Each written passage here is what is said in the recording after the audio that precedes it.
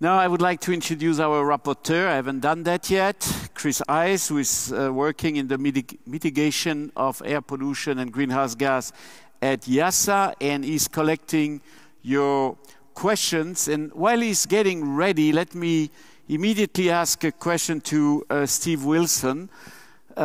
Clearly you have brushed a nice view for Earth, for future Earth, which is a very, very different way of doing science in the future, very, very much in line by what IIASA is doing.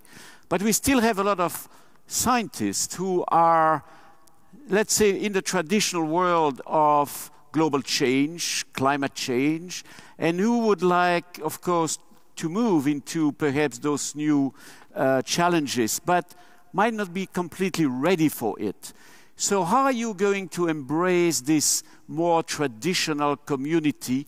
And that leads to a question that's coming from the floor from Berrien Moore. It says, what will happen to WCRP, IGBP, IHDP, Diversitas, and perhaps other programs that are currently involved in this type of research, but maybe not at the level that you have basically discussed? Thank you, thank you, Guy. I think that my first point is that I would call this a logical and rather than a logical or, in the sense that the way that these agendas have to be taken forward have to be on the basis of still excellent fundamental disciplinary science together with the bringing of disciplines together to tackle some of the more integrated problems. I don't see this as an either or. I see absolutely both as being needed, but some of the challenges, some of the biggest challenges and how we approach those questions being in terms of how we support integrated work. So my first point is that absolutely both are needed, and this is not one or the other. I think my second point in terms of how do we support this development going forward, first of all, there are already a number of scientists, as we've been hearing today, working at this interface, and I hope that they will shine the light forward. But I'm delighted to say that a number of organizations have already started to support work in this area, particularly on workshops for earlier career scientists thinking about integrated science approaches. We've had a number that have already been supported, and hopefully that's an example of some of the ways that this sort of work will be taken forward. Similarly, the fact that a group of environmental research funders have said, yes, we want to support international collaborative research. Interdisciplinarity is important to us, co-design is important to us. I'm talking about the Belmont Forum, again, is another positive sign from which we can work.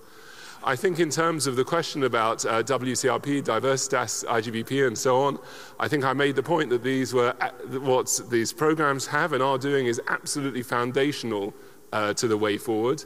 But with those programs and projects, we want to try to find the most integrated way forward that helps us to respond to some of the societal challenges ahead of us. So we want to work from and with that very strong base. Thank you very much, and I'm sure that IIASA will contribute to this transformation and really in line with what we have heard today. So let's go maybe to another question by our rapporteur.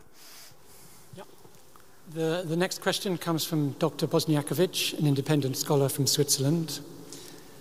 And the question is, the way forward requires one to understand and reconcile conflicting group-state interests and conflicting targets and goals. What could IIASA's contribution be in support of diplomatic initiatives and negotiation processes? Pavel. Thank you for this question. This may be interesting for past directors in this room, maybe Elaine Hodijk and others. There was an initiative at IIASA which was called PIN. There was a group which was looking exactly into this issue. How can IIASA support by rather narrative type of information based on our research negotiations? And almost as we speak, we started to rediscuss again within the internal research group, program leaders, a little bit with the council, how we tackle that. There is a possibility we will create something similar, maybe with some modalities. That's the generic answer to this. If I would give presentation, which I'm giving to my council every 6 months, I would report that IIASA is involved today as we speak in more than 70 international boards negotiations from UN all the way down to the national ones. So the real work is happening on a daily basis where we are involved. For example, the excellent report which the Korean colleague gave about the Korean Green Growth Presidential Program, IIASA was one of the advising agencies about that. You have heard already about the success story around range and gains models. So this is basically daily business. But in the diplomatic structural way, we are reassessing and perhaps learning from what the so-called PIN program was. One thing is new, which I didn't report to you when I was standing there, which is for IIASA a big challenge and also a big opportunity. We are getting invitation from the Russian government to become first time a scientific party at the table of G20, September 2013 in St. Petersburg, which of course would be yet another possibility to get IIASA narratives in support of the major issues discussed by the major leaders of the sustainable development. Thank you very much. We're still expecting your questions, more questions perhaps, and also perhaps statement about what IIASA should do in the future. But let's go to the next question now. The next question from Berrien Moore, University of Oklahoma, refers back to the previous session where Simon Levine sketched a set of challenging system-level theoretical challenges. The question is simply, how will IIASA respond to these scientific challenges? Maybe the second part of the question could be turned to my dear chair of the council, Peter Lemke, some theoretical point of view.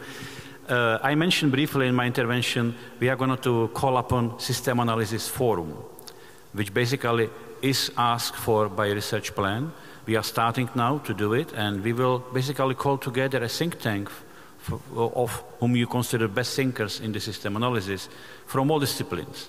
And we are now trying to write a review paper which looks into the past as a kind of white paper to start such an initiative. I made a joke, which was not a joke. When I came to the IIASA, I asked this inventory by my staff, and I received about 70 responses, and everyone was different. There are many perceptions.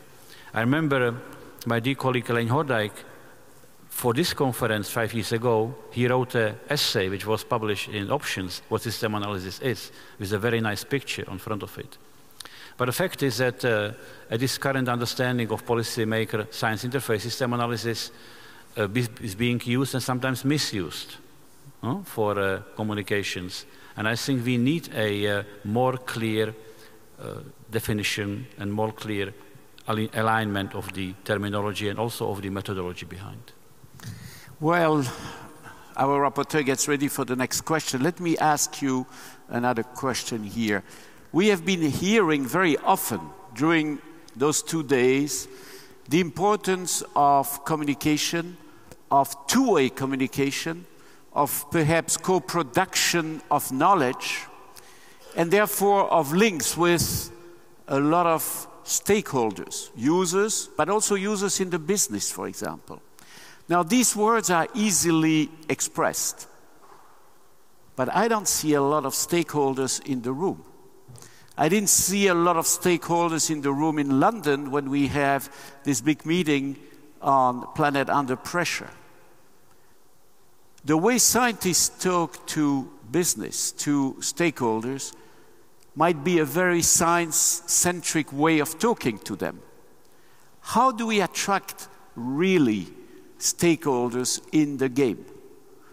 Are the traditional communication channel that the scientific community has been using, IPCC, meeting, workshop, the real tool to be successful in bringing stakeholders around the table? So maybe one of you has some comments on that.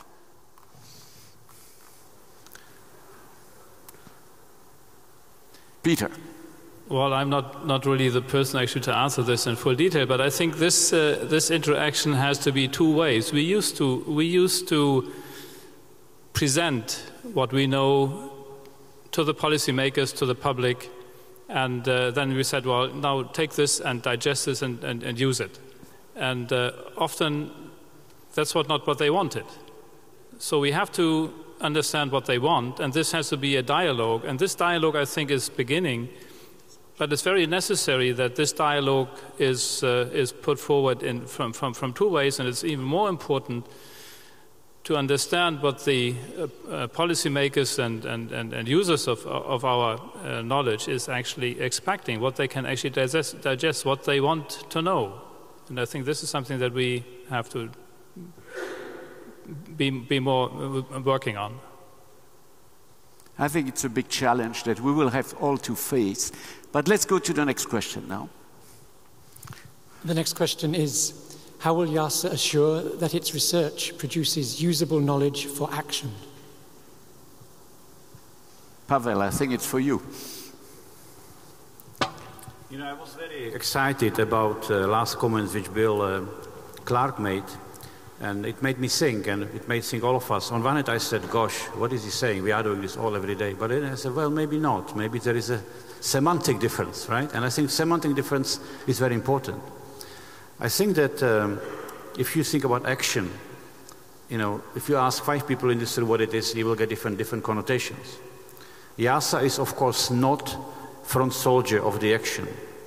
It's not said to be. So we probably will not go on barricades and trying to sort of sell our research and fight for it. That's not the way. Our action will be probably in giving real weight on what I call engaged scholarship. Again, co-creation, all these terms, which was the classical Harvard School of the engagement, that's where we have to do more. Let me give you 2 examples to be practical. This new water assessment we are going to do, and we are starting already as we speak, will be involving businesses. About months ago, I was invited to give a lecture at the biggest collection of the water technologies and big enterprises in Busan, Korea. And we invited them, big companies like Suez, like Thames Water, to be part of our assessment project. Why? Because the project will be doing not only flagging out the problem, but also looking for solutions. And I challenged them in a lecture like this with 1,000 people. I said, look, you are, for example, doing technologies for dealing with this saline water. And you are okay, and you are selling it to businesses and to hotels and it's cost like $60 per cubic meter fresh water. That's okay for me.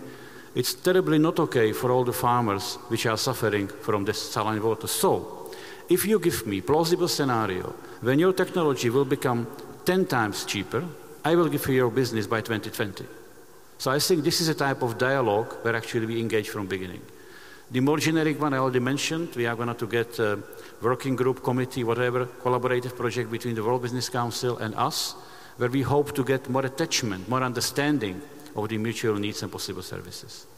One more question, and then we'll take the last one after that. This question is from Simon de Sterker from IIASA's TNT program.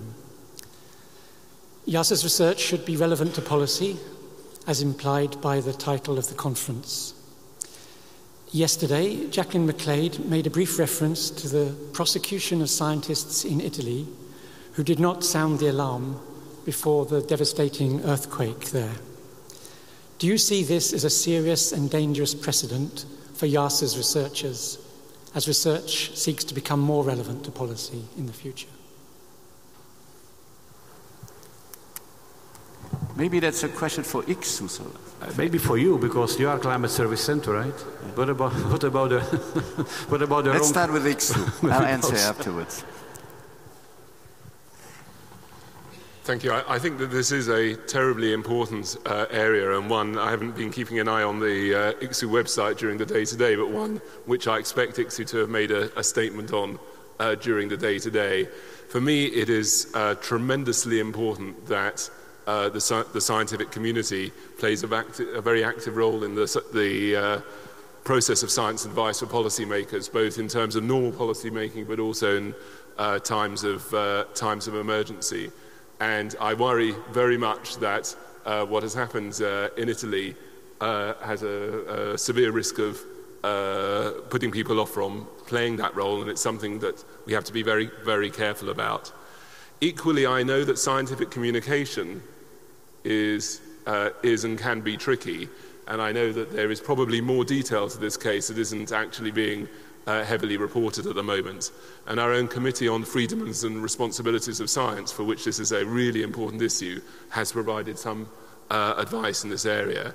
So fundamentally, I think IIASA absolutely wants to support the scientists concerned here and absolutely support the importance of scientists playing a very active role at the science to policy interface in times of emergency and so on, and is concerned, very concerned, about the messages that this will be sending. But we also suspect that there are important communications lessons to be learned here as well. Well, I think this is an important statement, and I hope it will be heard, because it's coming from IIASA, and I'm not going to add anything at this point. But I'm going to finish with the last question, which is coming from Bill Clark, and it's directed to Pavel.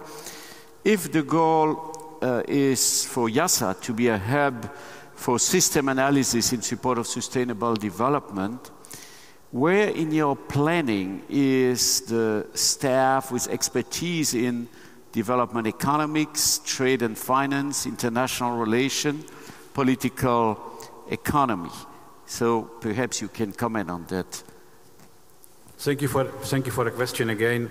Absolutely right on target. It will come. We are discussing with some of the NMO countries. I can say it's Russia, who wants to support a strong extension and strong reinforcement of what I would call evolution, transition, economy, governance. We have governance in it, governance institutions, which is a kind of placeholder for what you mean. But yes, the 90s of IIASA, where this expertise was there, is now scattered. It's not there, and we have to put it into our implementation plan. It will start to happen in the course of coming year. Okay, well, we are within the time limit. We had 1 minute and 22 seconds left, so enough to thank you, all of you, for listening to our presentation and discussion today. I know that tomorrow, well, we'll leave this castle for another castle, which is in Luxembourg and which is the home of IIASA. And of course, on behalf of all of us, happy birthday and good wishes for the future.